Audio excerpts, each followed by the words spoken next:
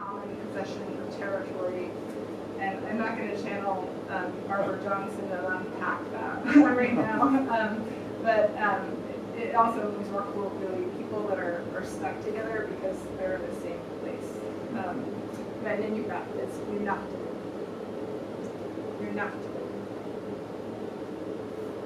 The enemy misled that missed the island in the fog. I believe in one or the other, but both exist now to confuse me. Dark from dark, snow from snow.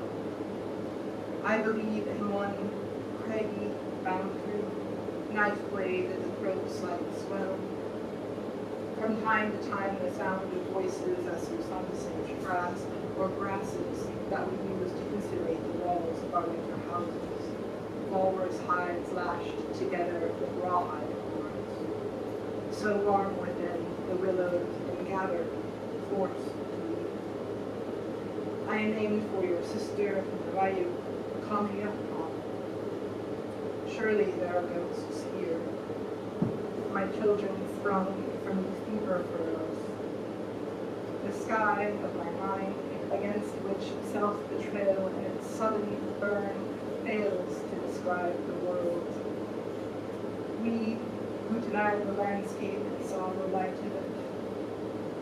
Leaning against the stone wall, ragged, I began to accept my past, and as I accepted it, I felt, and I didn't understand, I am bound to everyone.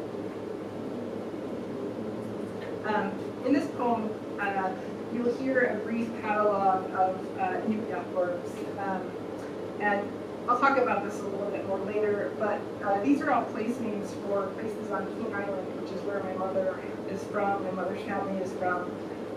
When I wrote this poem, I hadn't been there yet, and I had to change the poem, and before I set up that catalog, you'll hear it, but just so you know that those words are actual names of places. This poem is called The Dissolved Voices. And it's also appropriate that there's all that scaffolding there on that staff, because that's kind of in the poem too. The Dissolved Voices. There are 7 moons tonight, and somehow bows beyond the scaffolds. In the streets, she was lost to me. In the streets, I have imagined light, a kind of it, though it too has long since vanished. It cannot be summoned through fire or smoke or other oblivions, as all the men fall away like snow, settling into new designs of havoc until sifted anew gusts passing. After all, I look down and do believe evasion is not a home.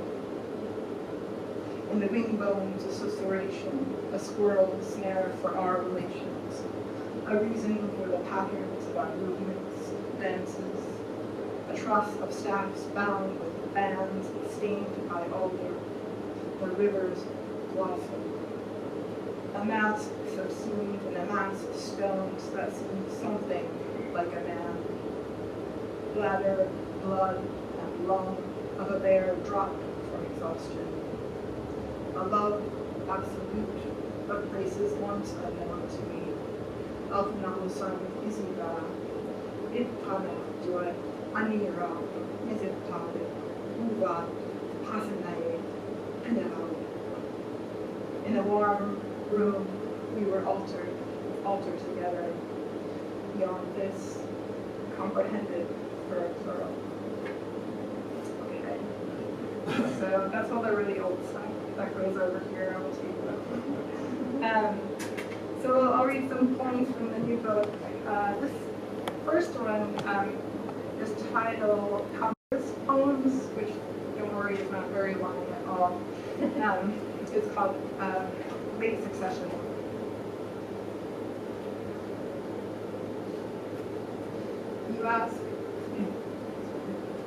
You ask to lead me, to lead me next, to colors all wet, bark saturated brown green, where lichen scurries up the trunk of the tree that needs it. You make me wonder about thirst, the way things work together. Boughs once empty fill with birds and rapid, flickering light until winged threads. A magpie I try to wish away. Mother and me, but expect to see splinters, rolled margins. Together, we have never been so alone, like ladders, like messengers with another answer. The ink-stained hand holds heartache no longer. It's been set and pressed down, mapped and scattered. Since that poem had the word thirst in it, I'm going to awkwardly take a drink of water before I read the next one. Okay. So the next poem that I'll read, in Alaska, we don't have the reservation system. When our land claims came around in the 1970s, the powers that be, along with our own people, decided that we would try to do something along the lines of a more capitalist model, and instead of reservations, we have 13 regional native corporations who own the subsurface rights to all of our lands, and then our village corporations, of which there are 227, along with 229 tribes. We own the surface rights to our lands. Or rather, not loan, but have a negotiation with the federal government to use them. All right, that's enough. That's longer than the poem.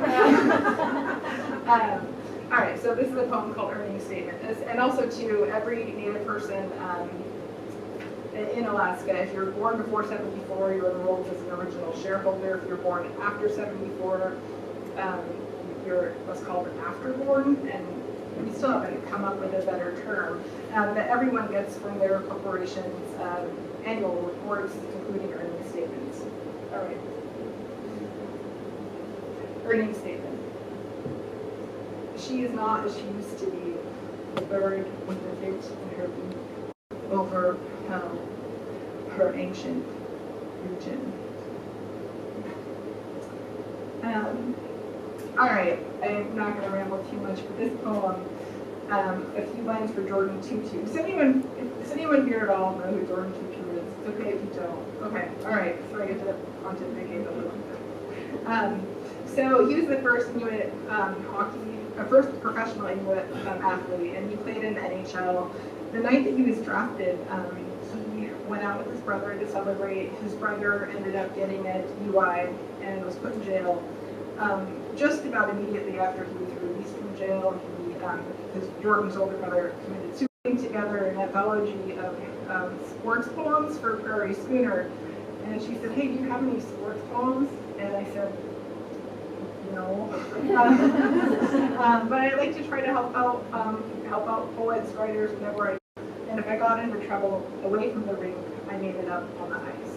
So there's the ice again. Here's the poem. A few lines for Jordan Tutu.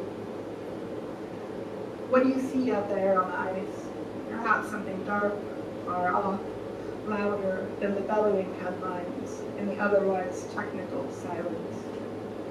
In a lecture hall once in Barrow, I listened while the ice of the Beaufort Sea split into blue weeds 3 months early. What I heard was, if only we learned the old ways, we learned where we fit in life, how critical we are to each other, that a hunt done right results in little suffering or loss, that the migrations of fowl, fish, and mammals will continue. What I wanted to hear was a reassurance, some kind of premonition or promise, like, when words come back, so do the other things, or when words come back, we have a chance to learn them. Instead, what I hold within is a felt absence of place, a land of great failure, abundance that goes on without us. Another time up north, maybe by mistake, I was invited to watch the men butcher it, but I didn't want to see where it was they found the heart, if they ever did. Like you, in front of me is all I have, in the distance mostly, another world. All right, I'm going to go back to short poems now. This was originally the title of the collection when I thought it was finished way back in 2012. It's called When the World Was Milk. Seized between breaths, the hard mother of the brain, twice pierced through, a tremble too with the antithesis in precision. I could not walk for days, but fed or tried to feed, shuffling flowers stiff and white and dry as paper, for I could not lift a pitcher to refill the water drawn out beneath them. Men surround me, or will, all yellow sclera, thunder, and fallow. And that feels like a good moment for me to say that I brought my sons with me on this excursion from Alaska, and I'm totally covered in like ice cream from Tosky Minis. So if you guys want to smell some thin mint, they're a new ice, never dry. Upon hollow bed of waters, run again into the notion of a distant silver chord. I don't advance a step. The mind, too erratic, distracted, is discontinuous at best. There was more explicitly in the first draft that had to do with that just not from our professor.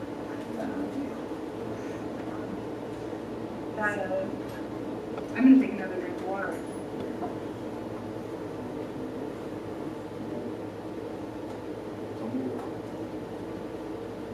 Would you like more water?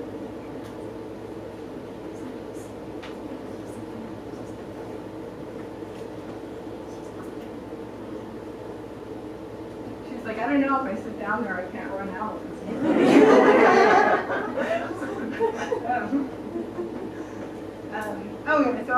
So a little bit, again, you'll hear in this poem, it's 4 names. My name, of course, which also, too, I have to say that in the Naviyuk tradition, we're actually named when we're born for one of our relatives that's passed on just before we're born.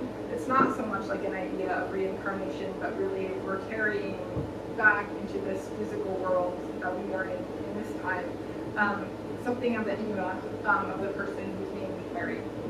And the 4 names that I mentioned, like I said, mine or my ancestor, Naviyuk, but also 2 of our elders, Ayuhuluk and Yayuk, and another woman, Ayahuduk, and they are the 3 women that brought me back to King Island, or brought me to King Island back in 2014. And the poem is called The Incident Light. I went for relief of the mind, to move in the currents of worry. I did not know what the body held. I thought I would turn through broken ice and disappear the features of apprehension, of influence. If only I could betray the brute matter. If only the seas had not erased the fracture, ladder, the easy reach. Instead, we sank in the soft snow, 4 women ascending. King Island is this tiny, about 1 mile in circumference, rock that rises out of the Bering Sea, about 90 miles away from the coast of Nome, close to the Seward Peninsula near Nome, and there was a spring that was on the island, a spring which made the island, among other reasons, made the island inhabitable. Since my trip there in 2014, that spring has now run dry, and I wrote that poem right after getting back, and I didn't know what was going to happen, but it did. Anyway, I just felt like I could interject that.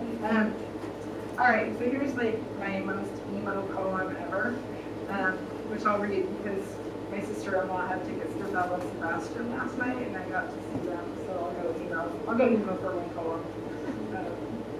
It's called Point Transients. Under winter, below a hill of thin blue clay, the waves were high and rising, water turning back, rolling over and opening with ebb more precise and absent. The hood of his coat a distant blue when she began to move for him.